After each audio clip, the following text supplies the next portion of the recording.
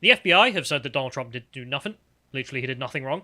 And we have this from Reuters to go through first. So David posting here, after Reuters shamelessly biased reporting on January 6th. All I can see is the crying face meme. As they're Reuters typing this up, just like Donald Trump did nothing wrong, crying. Because Reuters previously, as noted in this article, had written, Trump summoned supporters to, quote, wild protest and told them to fight. They did. No, he didn't. No, he didn't. He did the exact opposite of that multiple times, you absolute liars. Yeah. Peacefully and patriotically make your voices heard. Now, that was a call to violence. Really, was it? And then, after they went into the Capitol, he said, it's time to go home. If we go to the next one, we just have the article. It's still up. They haven't edited it at all. Still there. Just completely fake news. I mean, just actually not true. And if we go to the next one, of course, this is what happened with the impeachment. As you can see, Vox whining here, that one winner out of the impeachment was Trump.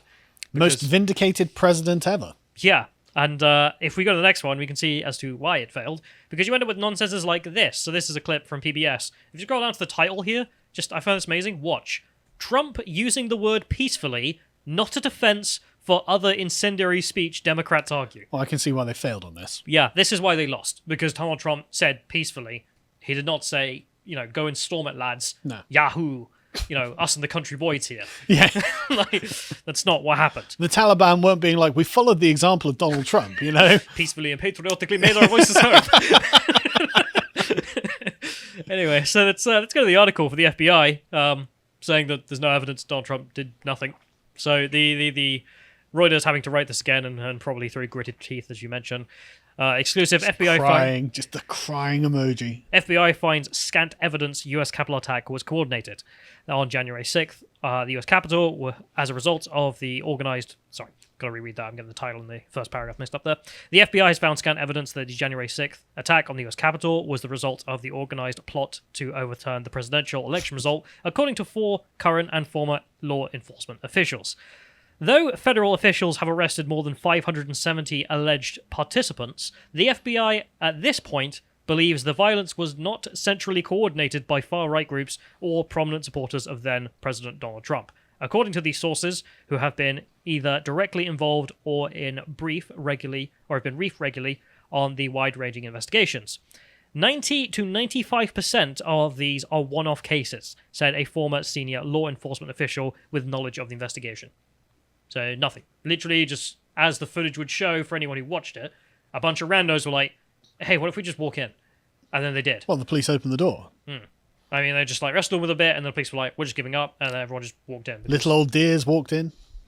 So the next quote, then you have 5%, maybe, of these militia groups that were more closely organized, but there was no grand scheme with Roger Stone and Alex Jones and all these people to storm the Capitol and take hostages. Well, I mean, Alex Jones said don't do it. Maybe? What do you mean maybe? Like, there was no plan from Alex Jones and Roger Stone to get a bunch of militiamen, storm the Capitol and take Nancy Pelosi hostage in exchange for Trump becoming president? Like, yeah, of course there was no plan like that. You morons. I mean, I'm not too surprised. I'm wondering why you thought there was. I don't know what level of absurdity you have to be on where you're the FBI investigating us, being like, but I've seen the stream. Like, nothing happened like that. I mean, I don't know what Roger Stone was doing that day, but Alex Jones was telling people not to go in. Donald Trump was telling people to be peaceful, and then when they went in, he told them to leave. So I just don't understand how they could come to the conclusion that maybe we should be looking into an organized plot to overthrow the government. Yeah, I mean, we're looking at some real, next-level Blue Anon stuff. Yeah. You know what the Trumpsters were up to? Yeah, Donald Trump, he organized a plot to take hostages with Alex Jones so that they could exchange them for the president's position. Where is she? Anyway. I thought it was going to be raped. They continue to write in here, Stone, a veteran Republican operative and self-described dirty trickster. That's fair reporting, isn't it? And Jones, founder of a conspiracy-driven radio show. To be fair, he might well describe himself that way. Yeah, but it's one of those things where he's probably making a joke. And then...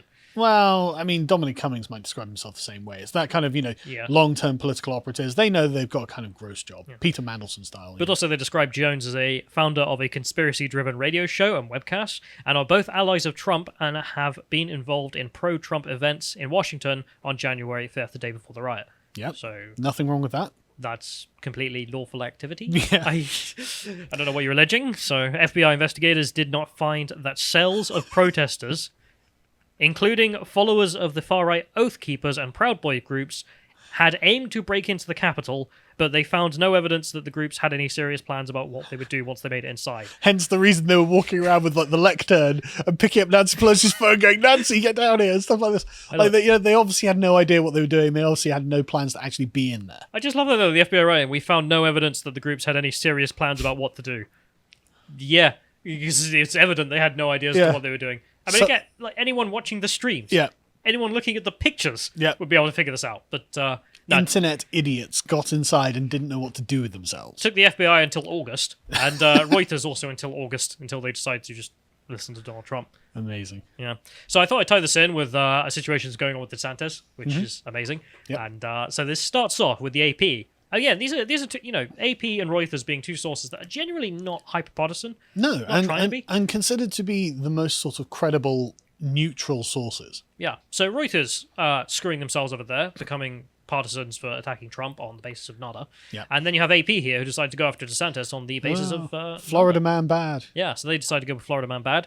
DeSantis, top donor invests in COVID drug, governor promotes. Well, it makes sense. Why wouldn't you? But also, this is an allegation of corruption, surely, that, DeSantis is presumably in contact with whoever runs this place, and he's the only one promoting it, and therefore this is a dirty scheme to make money. But the left are the ones promoting everything. Yeah, Joe Biden himself also promoted the same drug. Yeah. So the idea that this is DeSantis... Like, this is looking at your political opposition going, right, they're not going to stop talking about COVID forever, and they're going to be, like, buying the president of the United States, who's a Democrat, is going to be buying tons and tons and tons of this drug. Why wouldn't I invest in that? It's like, guys who don't... I know that's going to make money. Have brought shares in Pfizer, don't you know? Oh, God, no, not shares in Pfizer. Why wouldn't they? Yeah, anyway, so he says in here that... I should have bought shares in bloody Pfizer. God damn it. Yeah, it's too late now, probably. But anyway, the funny thing is it's not even a major investment for the donors. The donor is some corporation called Citadel, and it's some small investment for them. They're not even one of the major investors into this drug. Mm-hmm. But also they give most of their donations to Democrats. They just gave one off to DeSantis. Because corporation. How dare you? But this is how tenuous the link is. So this is the initial article that caused the S-storm that we're going to go through next. Yeah. Because Ron DeSantis' press secretary responded to this because she was peed off that they had just openly tried to smear them. Yeah. So she says in this update, the journalist spreading misinformation is changing the story but not the headline. He says his boss's boss insisted the anti-DeSantis innuendo stays in the headline. Oh. He flat out refused to give me the name of the decision maker in a news organization. No accountability. And Christina there being correct. That's weird and disgusting. Like, you've got this very tenuous news story. Mm-hmm. News story. It's not even news. It's just like they made one investment. Yeah. The tenuous link to DeSantis is ridiculous. And it's an obvious smear. And then she's confirming here that, yes, it is an obvious smear because they're insistent on the headline. Why? Because it makes them look bad. That's what they're trying to do. Yeah. So if we go to the next one here, she continues. She got really peed off by this, and probably rightfully. She tags him and says, hey, the guy who made the article, sad to see this cheap political innuendo from the AP. Should be DeSantis and Biden agree monoclonals save lives. Yeah, because Joe Biden had also endorsed this drug. You knew this isn't a story. You knew that you can't defend it. And you said your boss's boss wouldn't change the headline. And you refused to tell me his name. Good. Really makes me think. Good point. So if we go to the next one here, we have Ron asking her who's his boss's boss. And she says, pretty sure it's some guy, although the author of the article refused to tell me that. Ravi, why don't you force your journalist to politicize life-saving COVID treatment? Farrington knows that this story is nonsense. Yet you and Ian are feeding the Blue Anon conspiracy fodder anyway. Shameful. Mm-hmm. I like that. I like the way she's tweeting as well. Anyway. So their response to this was, please no bully. We are just poor little journalists who never do nothing. Please no bully us. We are being bullied by this press secretary who's saying that you're a liar. Oh, did your lies come back to beat you? Yeah. So they wrote this letter to DeSantis being like, your press secretary is bullying us. So they write in here, using her Twitter account, Christina Pushaw threatened a journalist, retweeted other threats against that journalist, and issued a call to action against the Associated Press. Because she had said drag them. As in, like, drag them through the mud. Then every leftist on Twitter has to be banned now, because that's all a call to action, is it not? I know, but I just love the idea that it's like, she's bullying us. She's making threats against us. What's she doing? She's saying you were a liar. Why? Because we lied. Maybe you should stop lying. Maybe you deserve it. Yeah. You know, put the phone down. But DeSantis made a response to this, so I thought it was good, worth mentioning. So this is amazing. So the if we go to the next one, the intro here from DeSantis is, I assumed your letter was to notify me that you were issuing a retraction of the partisan smear piece you published last week. Instead, you have the temerity to complain about the deserved blowback that you and your botched and discredited attempt to concoct a political narrative has received. Just go to hell. Love it. Love it. Go to hell. I don't care if you're getting bullied. Bully you more. No mercy. Journos deserve no quarter. So he ends up ending this as well, which is great. He says, you succeeded in publishing a misleading clickbait headline about one of your political opponents, but at the expense of deterring individuals infected with COVID from seeking life-saving treatment, which will cost lives. Was it worth it? Signed, Ron DeSantis. I assume their response was, of course it was worth it. Why would you even ask that question? We're only here for just pure power. Yes. So I don't think they've made a response as far as I'm aware, but I did love that his press secretary just took that quote at the end and just has now pinned that. Just been like, yeah, that's Amazing. our response. Journalists get bullied. Yeah. F around, find out.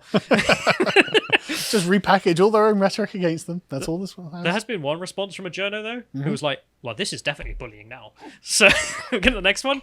You can see this guy. This is the very definition of bullying. Because she had just pinned the response. Oh, they pin the response to their Twitter feed, and that's bullying, is it? You're bullying us. Oh my God, you're so weak. Here's Ron DeSantis taunting, was it worth it, a reporter and his employer. You're getting This people is the very killed. definition of bullying. You're getting people killed. Yeah, but you're also being bullied.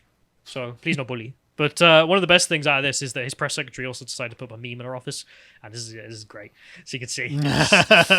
Another news, I have a new decoration for my office. For people listening, it's an image of reporters before and reporters now. And reporters before, I'll investigate this story and bring the facts, even if it costs my life. Reporters now, please stop the mean words, Ron DeSantis. This smear was just a joke. Yeah, you get what you deserve. Anyway, good news. Ron DeSantis doing the Lord's work by bullying dishonest journos, and also Donald Trump. Did nothing wrong. Did nothing wrong.